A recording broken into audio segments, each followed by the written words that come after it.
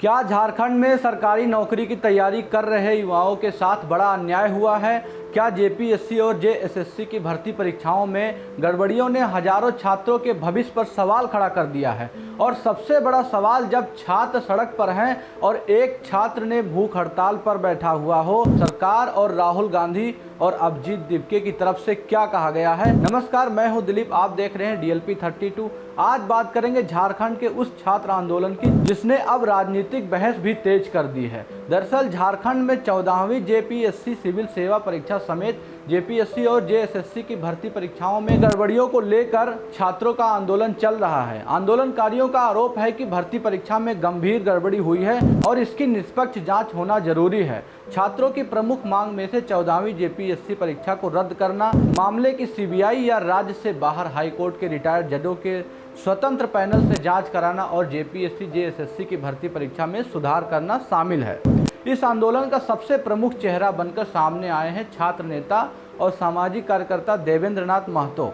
Reports के मुताबिक देवेंद्र नाथ महतो ने 2 अगस्त से अनिश्चितकालीन भूख हड़ताल शुरू कर दी है। महतो पहले भी इस मुद्दे को लेकर प्रदर्शन करते रहे हैं। उनका कहना है कि 14वीं जेपीएससी प्रारंभिक परीक्षा के परिणाम आने के बाद विवाद शुरू हुआ और छात्रों ने सरकार के सामने अपनी आपत्तियां और सबूत रखे। महतो के मुताबिक छात्रों की शिकायतों के बावजूद उन्हें संतोषजनक समाधान नहीं मिला, जिसके बाद आंदोलन और तेज हो गया।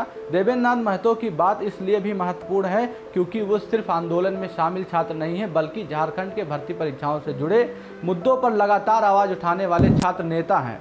रिपोर्ट्स के मुताबिक उन्होंने 2024 में रांची लोकसभा सीट में निर्दलीय उम्मीदवार के तौर पर चुनाव भी लड़ा था और उसी साल सिल्ली विधानसभा सीट से JLKM के उम्मीदवार रहे हैं। उन्होंने संस्कृत और कुरमाली में MA की पढ़ाई भी की है। भूख हड़ताल के दौरान उनकी तबीयत को लेकर काफ़ी चिंता भी बढ़ी हुई है।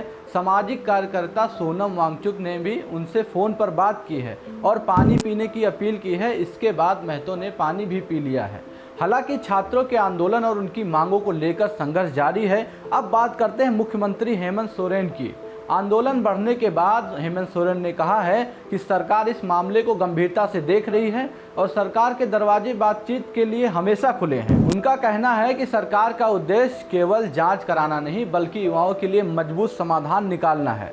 सरकार की तरफ से अधिकारियों को आंदोलनकारियों छात्रों के पास भेजकर 5 सदस्यीय प्रतिनिधि मंडल के बातचीत के लिए बुलाने की पहल भी की गई है। हालांकि छात्रों की तरफ से कहा गया है कि मुख्यमंत्री के साथ बातचीत छात्रों की होनी चाहिए। इसी बीच कांग्रेस की तरफ से भी छात्रों तक पहुंचने की कोशिश हुई। कांग्रेस नेताओं ने छात्रों की मांगों को लेकर मुख्यमंत्री हेमंत सोरेन से मिलने के लिए प्रतिनिधिमंडल बनाने की बात कही है। कांग्रेस की ओर से कहा गया है कि वह छात्रों के साथ खड़ी है और जरूरत पड़ने पर परीक्षा रद्द करने तक की फैसला भी लिया जा सकता है। अब बात करते हैं राहुल गांधी की। 6 अगस्त को लोकसभा में नेता प्रतिपक्ष राहुल गांधी ने रांची में आंदोलन कर रहे छात्रों से फोन पर बात की। रिपोर्ट्स के मुताबिक राहुल गांधी ने छात्रों को हर संभव मदद का भरोसा दिया और कहा, आपकी लड़ाई मेरी लड़ाई है। उन्होंने छात्रों के हक के लिए खड़े रहने की बात कही है और झारखंड सरकार ने इस मामले पर बात करने का सीधा भरोसा दिया है। राहुल गांधी के छात्रों से बात करने के बाद इस मुद्दे पर राजनीतिक बहस और तेज हो गई।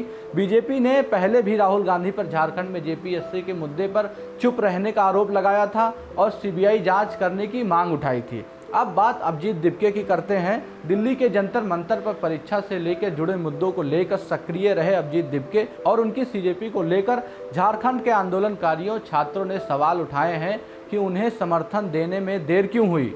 छात्रों के मुताबिक फ़ोन पर अभिजीत दिपके से बातचीत हुई है, जिसमें उन्होंने झारखंड की स्थिति को गलत बताया और कहा कि इस तरह परीक्षा माफिया पूरे देश में फैल रहे हैं, वे उसके खिलाफ हैं। छात्रों ने उनके झारखंड सरकार पर दबाव बनाने की बात की है। अभिजीत दिपके ने झारखंड आने और आंदोलन को समर्थन देने की बात भी कही है। रिपोर्ट्स के मुताबिक उन्होंने कहा है कि वह छात्र के साथ खड़े हैं और इस मुद्दे पर आवाज़ उठाएंगे।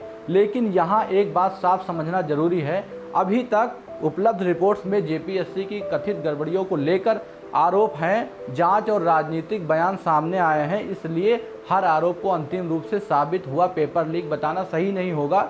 छात्रों की मांग है कि निष्पक्ष जांच हो और अगर गड़बड़ी साबित होती है तो जिम्मेदार लोग कौन हैं, उन पर कड़ी कार्यवाही हो। और दूसरी तरफ सरकार का कहना है कि वह मामले को गंभीरता से देख रही है और बातचीत के जरिए समाधान निकालना चाहती है। यानी झारखंड में सिर्फ सवाल एक परीक्षा नहीं है, सवाल उन हजारों युवाओं के भविष्य का है जो सालों तक तैयारी करते हैं, परीक्षा देते हैं और फिर भर्ती प्रक्रिया पर ही सवाल उठ जाए तो उनका भरोसा टूटना स्वाभाविक है। अब देखना होगा कि सरकार छात्रों से बातचीत के बाद क्या फैसला लेती है, जांच किस दिशा में जाती है, क्या 14वीं जेपीएससी परीक्षा को लेकर छात्रों की मांग मानी जाती है या नहीं। फिलहाल आंदोलन जारी है और इस पूरे मामले में छात्रों की नज़र सरकार के अगले कदम पर है। आपको क्या लगता है कि हर बार आंदोलन करके ही परीक्षा रद्द कराया जाएगा, हर बार आंदोलन करके ही सुधार लिया जाएगा? आपका क्या कहना है, अपनी राय कमेंट में जरूर बताएं। मिलते हैं नेक्स्ट वीडियो में, तब तक के लिए जय हिंद, जय भारत।